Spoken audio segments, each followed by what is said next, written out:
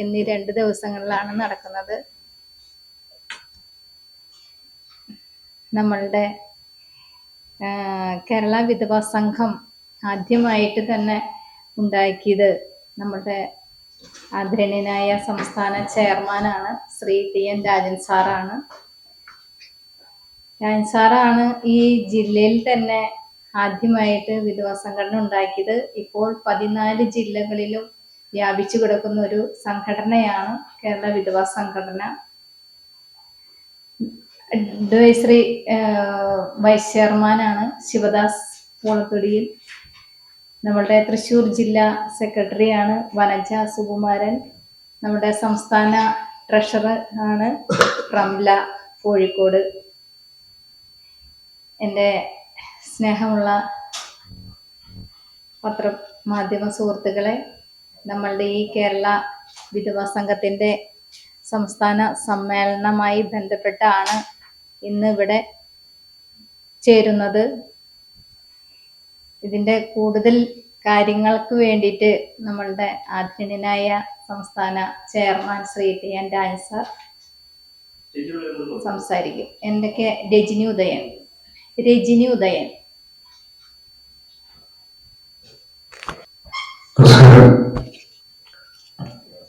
കേരള വിധവാ സംഘത്തിന്റെ സ്റ്റേറ്റ് പ്രസിഡന്റാണ് രജനി ഉദയൻ.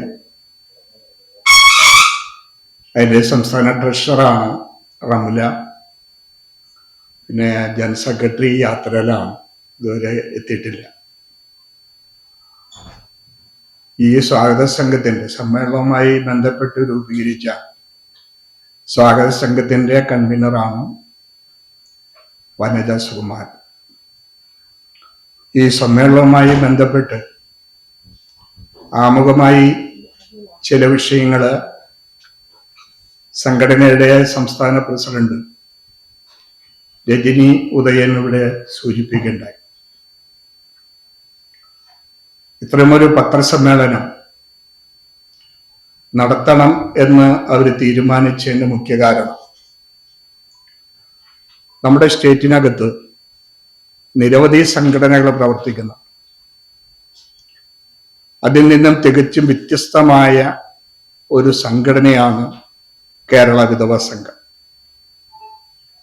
ഭർത്താവ് മരണപ്പെട്ട സ്ത്രീകൾ, ഭർത്താവ് ഉപേക്ഷിക്കപ്പെട്ട സ്ത്രീകൾ, വിവാഹപ്രായം കഴിഞ്ഞും അവിവാഹിതരായി കഴിയുന്ന സ്ത്രീകൾ, ഇവരുടെ ഒരു കൂട്ടായ്മ നമ്മുടെ സ്റ്റേറ്റിനകത്ത് ആദ്യം രൂപം കൊടുക്കുന്നത് 2010 അത് തൃശ്ശൂരിൽ നിന്നാണ് തുടക്കം. ഇപ്പോൾ ഇവിടുത്തെ മാധ്യമ പ്രവർത്തകർക്കറിയാൻ, നമ്മുടെ ദേവസ്വം ബിൽഡിങ്ങിൽ ഒരു ഗാന്ധി പീസ് ഫൗണ്ടേഷൻ ഹാൾ ഉണ്ടായിരുന്നു. അപ്പൊ അതില്ല. അവിടെയാണ് ആദ്യമായി ജൂലൈ മാസം 10-ാം തീയതി കേരളത്തിലെ ഈ രംഗത്തുള്ള സ്ത്രീകളെ നമ്മൾ വിളിച്ചു ചേർക്കുന്നത്. അവിടെ വച്ചാണ് കേരള വിധവാ സംഘം എന്നൊരു സംഘടനയ്ക്ക് ജന്മം നൽകുന്നത്. ഇപ്പൊ 16 വർഷമായി. ഈ 16 വർഷത്തിനിടയ്ക്ക് വലിയൊരു പ്രവർത്തനം ഇവരുടെ ഭാഗത്തു നിന്ന് ഉണ്ടാക്കാൻ കഴിഞ്ഞിട്ടുണ്ട്. ഇന്ന് സ്റ്റേറ്റിനകത്ത് 17,000 അംഗങ്ങൾ 14 ജില്ലകളിലായി ഇപ്പോ ഈ സംഘടനയ്ക്കകത്ത് അണിചേർന്നിട്ടുണ്ട്. ഈ സംഘടന കഴിഞ്ഞ കാലങ്ങളിൽ പ്രധാനപ്പെട്ട ഒരു മാർഗം സ്വീകരിച്ചുകൊണ്ടാണ് സംഘടന പ്രവർത്തിച്ചു വന്നത്. ഒരു ജനാധിപത്യ സംവിധാനത്തിൽ അവഗണിക്കപ്പെട്ട ഒരു സമൂഹം സംഘടിത ശക്തിയിലൂടെ എന്തെല്ലാം നേടിയെടുക്കാൻ കഴിയും, അതിനുവേണ്ടിയുള്ള പരിശ്രമം ഒരു ഭാഗത്ത് നടത്തുന്നതോടൊപ്പം തന്നെ ഈ കൂട്ടായ്മ കൊണ്ട്, ഈ അമ്മമാരുടെ കൂട്ടായ്മ കൊണ്ട് സ്വയം എന്തെല്ലാം സൃഷ്ടിക്കാൻ കഴിയും, അതിലൂടെ ഒരു വരുമാന മാർഗവും ക്ഷേമപ്രവർത്തനങ്ങളും നമ്മുടെ സംസ്ഥാനത്തിനകത്ത് സംഘടിപ്പിക്കുക എന്ന മാർഗത്തിലൂടെയാണ് കഴിഞ്ഞ 15-16 വർഷം ഈ സംഘടന നമ്മുടെ സംസ്ഥാനത്തിനകത്ത് പ്രവർത്തിച്ചു. അതിൻ്റെ ഒരുപാട് മാറ്റങ്ങൾ ഇന്ത്യയുടെ ചരിത്രം തന്നെ എടുത്ത് പരിശോധിച്ചാൽ വിധവകളായ അമ്മമാരുടെ ഒരു കോപ്പറേറ്റീവ് സൊസൈറ്റി രാജ്യത്തുണ്ടായിട്ടുണ്ടോ എന്ന് പരിശോധിച്ചാൽ ഇല്ല. അത് തൃശ്ശൂർ ജില്ലയിലാണ് ആദ്യമായി 2016 CN ഇവിടുത്തെ സഹകരണ വകുപ്പ് മന്ത്രിയായിരിക്കുന്ന സമയത്താണ് നമ്മുടെ ചരിത്രത്തിൽ തന്നെ അമ്മമാരുടെ ഒരു കോപ്പറേറ്റീവ് സൊസൈറ്റി നമ്മുടെ ജില്ലക്കകത്ത് രൂപീകരിക്കുന്നത്. ഇന്ന് നിരവധി സ്വാശ്രയ സംഘങ്ങൾ ഓരോ ജില്ലയിലും ഉള്ള ജില്ലാ കമ്മിറ്റികൾക്ക് കീഴിൽ സ്ത്രീകളുടേതായ സ്വാശ്രയ സംഘങ്ങൾക്ക് രൂപം നൽകി. അവിടെ എന്തൊക്കെ ചെയ്യാൻ കഴിയുമെന്നെ സംബന്ധിച്ച് അവർ പരിശോധിച്ച് തൊഴിൽ സംരംഭങ്ങൾ, നിരവധി തൊഴിലിന് അവർക്ക് പരിശീലനം നൽകി വരുമാന മാർഗം കണ്ടെത്തുന്ന നിരവധി പ്രവർത്തനങ്ങൾ നമ്മുടെ സംസ്ഥാനത്ത് അങ്ങ് കാസർഗോഡ് മുതൽ തിരുവനന്തപുരം വരെയുള്ള വിവിധ ജില്ലകളിൽ ഇപ്പോൾ നടന്നു വരിക. നമ്മുടെ കോവിഡ് കാലഘട്ടത്തിലാണെങ്കിൽ ഇവിടെ ചാലക്കുടി നമ്മൾ തുണിസഞ്ചിയുടെ നിർമ്മാണം, അതിന് മാസ്കിൻ്റെ നിർമ്മാണം, ഇതെല്ലാം ഈ സംഘടനയുടെ കീഴിൽ സംഘടിപ്പിച്ചിട്ടുണ്ട്. തയ്യൽ രംഗത്ത്, കുടനിർമ്മാണ രംഗത്ത് ഒക്കെ പരിശീലനം നൽകി വിവിധ വ്യവസായ യൂണിറ്റുകൾ നമ്മുടെ സ്റ്റേറ്റിനകത്ത് പല ജില്ലകൾക്കകത്ത് രൂപം നൽകി. സമൂഹത്തിൽ ഒറ്റപ്പെട്ടു പോയ, നമുക്കെല്ലാവർക്കും അറിയാവുന്ന ഒരു കാര്യമുണ്ട്, ഭർത്താവിൻ്റെ മരണശേഷം പലപ്പോഴും ആ സ്ത്രീ സമൂഹത്തിൽ ഒറ്റപ്പെടുന്ന ഒരു സ്ഥിതിവിശേഷമുണ്ട്. സ്വന്തം വീട്ടുകാരിൽ നിന്ന് പോലും അവഗണന നേരിടുക എന്ന ഒരു യാഥാർത്ഥ്യം, ഒരു സത്യം ഇന്ന് സമൂഹത്തിൽ നിലനിൽക്കുന്നുണ്ട്. ഇന്നും അന്ധവിശ്വാസങ്ങളുടെയും അനാചാരങ്ങളുടെയും പീഡനങ്ങൾ അനുഭവിക്കുന്ന ഒരു സമൂഹം ആരാണെന്ന് പരിശോധിച്ചാൽ അത് നമ്മുടെ കേരളത്തിൽ വിധവയാകേണ്ടി വന്ന സ്ത്രീകളാണെന്ന് അറിയാം. ശുഭകാര്യങ്ങളിൽ നിന്ന് പോലും ഈ വിഭാഗത്തെ മാറ്റി നിർത്തുന്ന സമ്പ്രദായം ഇന്നും നിലനിൽക്കുന്ന മണ്ണാണ് കേരളമെന്ന് പറയേണ്ടി വന്നതിൽ വേദനയുണ്ട്. ഇവിടെ ഒരുപാട് നവോത്ഥാന പ്രസ്ഥാനങ്ങളും അതിൻ്റെ തുടർച്ചകളൊക്കെ ഉണ്ടായിരുന്ന സംസ്ഥാനത്തിനകത്ത് ഇന്നും ഇവരെ അവഗണിക്കുന്നു, അല്ലെങ്കിൽ ഇന്നും അനാചാരത്തിൻ്റെയും അന്ധവിശ്വാസത്തിൻ്റെയും ഒക്കെ പീഡനങ്ങൾ ഇവർ നേരിടുന്നു എന്ന് പറയുന്നത് ദുഃഖകരമായ ഒരു സത്യമാണ്. അത് മാറ്റിയെടുക്കുക എന്നത് ഈ കൂട്ടായ്മയുടെ ഒരു പ്രധാനപ്പെട്ട കാര്യം. ഇപ്പൊ നമ്മൾ നിലവിളക്ക് ഇവരെ കൊണ്ട് തന്നെ നിലവിളക്ക് കൊളുത്തിക്കുക, ഇവരെ കൊണ്ട് തന്നെ പഴയ ആചാരങ്ങളിൽ നിന്നും മാറ്റിയെടുക്കുന്ന പ്രവർത്തനങ്ങളിൽ ഇവരെ പങ്കാളികളാക്കുക തുടങ്ങിയ ഒരുപാട് സാമൂഹ്യ മാറ്റങ്ങൾക്ക് വേണ്ടിയുള്ള പ്രവർത്തനങ്ങൾ കഴിഞ്ഞ കാലങ്ങളിൽ സംഘടന നടത്തി വരിക. ഇതൊക്കെ ചെയ്യുമ്പോഴും സമൂഹത്തിൽ വേണ്ട ഒരു പരിഗണന ഇന്നും ഈ സ്ത്രീ വിഭാഗത്തിനില്ല. കേരളത്തിലെ ജനസംഖ്യയുടെ 11.56% പേർ, 2010 ഒരു കണക്കാണ്, അതിനുശേഷം ഒരു സർവേ നടന്നിട്ടില്ല. 2010 നമ്മുടെ സാമൂഹ്യനീതി വകുപ്പ് നടത്തിയ ഒരു സർവേ ജനസംഖ്യയുടെ 11.56% പേർ ഈ വിഭാഗത്തിൽ പെടുന്നു എന്നുള്ളതാണ് സത്യം. അങ്ങനെയുള്ള ആളുകൾക്ക് സംരക്ഷിക്കാൻ മാറി മാറി വന്ന ഗവൺമെന്റുകൾ എന്ത് ചെയ്തു എന്ന് ചോദിച്ചാൽ ഒന്നും അവർക്ക് വേണ്ടി ഇവിടെ ചെയ്തിട്ടില്ലെന്ന് കാണാൻ കഴിയും. ചെയ്തില്ല എന്ന് മാത്രമല്ല, ജനാധിപത്യ വിരുദ്ധമായ, ഭരണഘടനാ വിരുദ്ധമായ സമീപനമാണ് പലപ്പോഴും ഇവരുടെ കാര്യത്തിൽ ഗവൺമെന്റ് സ്വീകരിച്ചിട്ടുള്ളത് എന്ന് നമുക്ക് കാണാം. അവിടെ ചില ആവശ്യങ്ങൾ ഗവൺമെന്റ് മുമ്പാകെ ഈ സംഘടന മുന്നോട്ട് വെച്ച് നടത്തിയ പ്രവർത്തനങ്ങളുടെ ഫലമായി ഒരുപാട് മാറ്റങ്ങൾ ഈ 16 വർഷക്കാലത്തിനുള്ളിൽ എല്ലാ രംഗത്തും ഉണ്ടാക്കിയെടുക്കേണ്ടത്. 2010 നോക്കുമ്പോൾ ആൺമക്കൾ ഉണ്ടെങ്കിൽ വിധവകളായ സ്ത്രീകൾക്ക് പെൻഷൻ കിട്ടിയിരുന്നില്ല. ഞാൻ 2000 ആൺമക്കൾ ഉണ്ടെങ്കിൽ അതിനെതിരെ ശക്തമായ രീതിയിൽ പ്രതികരിച്ച ഒരു സംഘടനയാണ് ഈ കേരള വിധവാ സംഘം. ആൺമക്കളുണ്ടോ പെൺമക്കളുണ്ടോ എന്ന് നോക്കാതെ ഭർത്താവ് ഉപേക്ഷിക്കപ്പെട്ട സ്ത്രീയാണെങ്കിൽ അവർക്ക് വിധവാ പെൻഷനും അവിവാഹിത പെൻഷനും അർഹതയുണ്ട്, അതിനാവശ്യമായ പരിഗണന നൽകണം എന്ന് പറഞ്ഞതിന്റെ ഭാഗമായി പിന്നീട് വന്ന സർക്കാർ അതിന് മാറ്റങ്ങൾ വരുത്തി. ഇന്ന് ഓരോ വർഷം കൂടുമ്പോൾ ബഡ്ജറ്റിൽ 100 രൂപ വെച്ച് അവർക്ക് പെൻഷൻ വർദ്ധിപ്പിക്കാനും, വിധവയാണെങ്കിൽ അവിവാഹിതയാണെങ്കിൽ എല്ലാവർക്കും പെൻഷൻ കിട്ടാനുള്ള നടപടി സ്വീകരിച്ചു. എന്നാൽ ചില കാര്യങ്ങൾ ഇപ്പോൾ അവഗണനയാണ്. ഭർത്താവ് 60 വയസ്സിന് മുമ്പാണ് മരണപ്പെടുന്നതെങ്കിൽ അവിടെ വിധവയാകുന്ന സ്ത്രീക്ക് ദേശീയ കുടുംബക്ഷേമ സഹായ നിധി അനുസരിച്ച് 20,000 രൂപ നൽകുന്ന സ്കീം നമ്മുടെ കേരളത്തിലുണ്ട്. പക്ഷെ കഴിഞ്ഞ 5 വർഷമായി അതിനു വേണ്ടി ഒരു 10 പൈസ നീക്കിവെക്കാൻ ഇവിടുത്തെ ഗവൺമെന്റ് ഒന്നും തയ്യാറായിട്ടില്ല. നമ്മുടെ താലൂക്ക് ഓഫീസുകളെല്ലാം നമ്മൾ ഒന്ന് പരിശോധിച്ചാൽ ആയിരക്കണക്കിന് അപേക്ഷകൾ ഈ ചെറിയ സഹായത്തിന് വേണ്ടി കെട്ടിക്കിടക്കുന്നത് കാണാൻ കഴിയും. അതിൽ ശക്തമായ അമർഷം ഈ സംഘടനയ്ക്കുണ്ട്. 2014 ശേഷം ഈ കുട്ടി വിധവകളായവരുടെ മക്കളുടെ വിദ്യാഭ്യാസ ചെലവ് സർക്കാർ വഹിക്കണം എന്ന ആവശ്യമായി സെക്രട്ടേറിയറ്റിന്റെ മുമ്പിലും മറ്റു തലങ്ങളിൽ നടത്തിയ പോരാട്ടത്തിന്റെ ഫലമായി സ്നേഹപൂർവ്വം പദ്ധതി നടപ്പിൽ വന്നു. LKG മുതൽ അങ്ങ് ഉന്നത വിദ്യാഭ്യാസം വരെ ചെയ്യിക്കുന്നവരുടെ മക്കൾക്ക് സാമ്പത്തിക സഹായങ്ങൾ നൽകാനും വിദ്യാഭ്യാസ രംഗത്ത് അല്പക്ക സഹായങ്ങളൊക്കെ ഉണ്ടാക്കാൻ കഴിഞ്ഞു.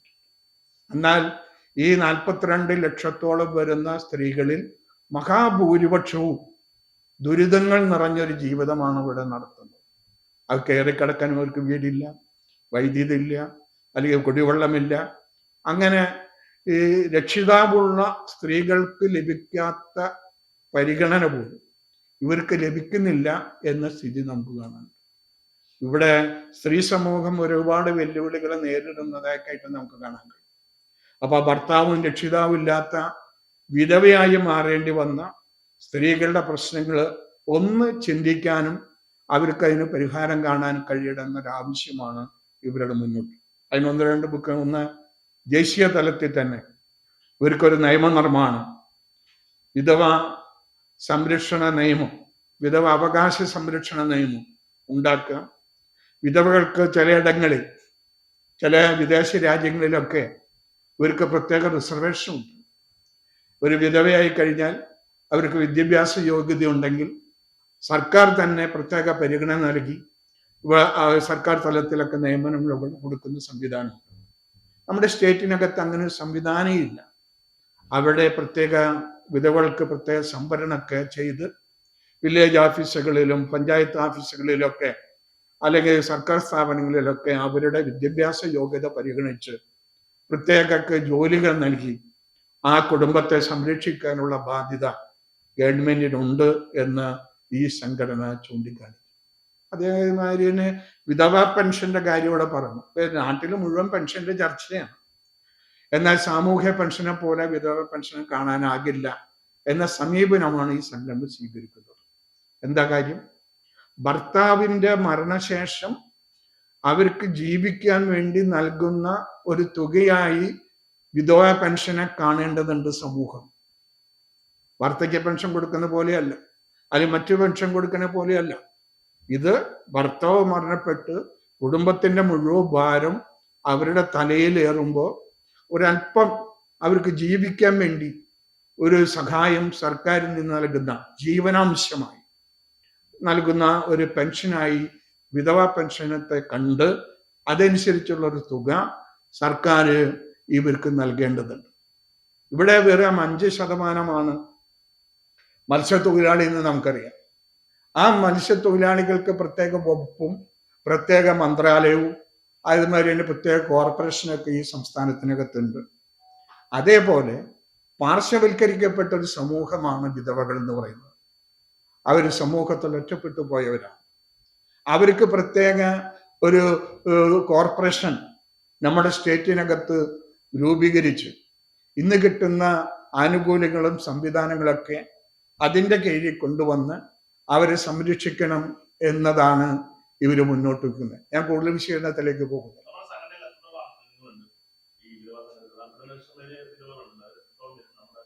ഞാൻ പറഞ്ഞല്ലോ, 17,000 മെമ്പർമാര് ഇപ്പോൾ നമ്മുടെ സംഘടനയിൽ അണിയറന്നിട്ടുണ്ട്. ഉണ്ട് ഉണ്ട് ഉണ്ട്. ഇപ്പൊ 2,000 രൂപ. അതെല്ലാ സാമൂഹ്യ പെൻഷനും 2,000 രൂപയാണ്. ഇതിൽ ഒരുപാട് തടസ്സങ്ങളുണ്ട്. ഉണ്ട്, കിട്ടുന്നുണ്ട്, അംഗങ്ങൾക്കുണ്ട്. പക്ഷെ ചില തടസ്സങ്ങളുണ്ട്. ഇപ്പൊ ഉപേക്ഷിക്കപ്പെട്ട സ്ത്രീക്കാണെങ്കിൽ 7 വർഷം കഴിയാതെ തരില്ല പെൻഷൻ. അങ്ങനെ ഒരു പോരായ്മ അതിനകത്തുണ്ട്. ഇവിടെ മസ്റ്ററിങ് നടത്തിയില്ലെങ്കിൽ ആ മസ്റ്ററിങ് കാലയളവിൽ എത്ര മാസത്തെ പെൻഷൻ അത് പിടിച്ചു വയ്ക്കും സർക്കാർ. മസ്റ്ററിങ് നടത്തിയില്ല എന്നൊരൊറ്റ കാരണം വെച്ചുകൊണ്ട് ഇങ്ങനെ ഒരുപാട് പ്രതിസന്ധി അവിടെ ഉണ്ട്. ഇപ്പോൾ നമുക്കറിയാം, കഴിഞ്ഞ ഗവൺമെന്റ് കോടതിക്കകത്ത് പോയപ്പോൾ പെൻഷൻ ആരുടെ അവകാശമല്ല, ഔദാര്യമാണ് എന്ന നിലവാരത്തിൽ കോടതിക്കകത്ത് സൂചിപ്പിച്ച കാര്യം നമുക്ക് എല്ലാവർക്കും അറിയാം. അതിനെതിരെ ശക്തമായ സമരം നടത്തിയ സംഘടനയാണത്. പെൻഷൻ ആരുടെ ഔദാര്യമല്ല, ഞങ്ങളുടെ അവകാശമാണ് എന്ന മുദ്രാവാക്യം ഉയർത്തിപ്പിടിച്ചുകൊണ്ട് നമ്മുടെ സ്റ്റേറ്റിനകത്ത് നിരവധി സംഘടന നടത്തിയതാണ്. ദേശീയ കുടുംബക്ഷേമ സഹായ നിധി, അതെ, സെൻട്രൽ ഗവൺമെന്റ്. ഇല്ല, 5 വർഷമായി. 20,000, ആദ്യം 5,000 രൂപയായിരുന്നു, പിന്നീട് അത് വർദ്ധിപ്പിച്ചതാണ് 20,000 രൂപ. കേന്ദ്രത്തിന്റെ ഫണ്ട് ഉണ്ട്, സ്റ്റേറ്റിന്റെ ഫണ്ടും ഉണ്ട്. അത് കിട്ടിയിട്ടില്ല. അങ്ങനെ നിരവധി കാര്യങ്ങൾ അതുമായി ബന്ധപ്പെട്ടുണ്ട്. ഈ സമ്മേളനത്തെ പറ്റി 1-2 കാര്യങ്ങൾ ഞാൻ സൂചിപ്പിക്കാം.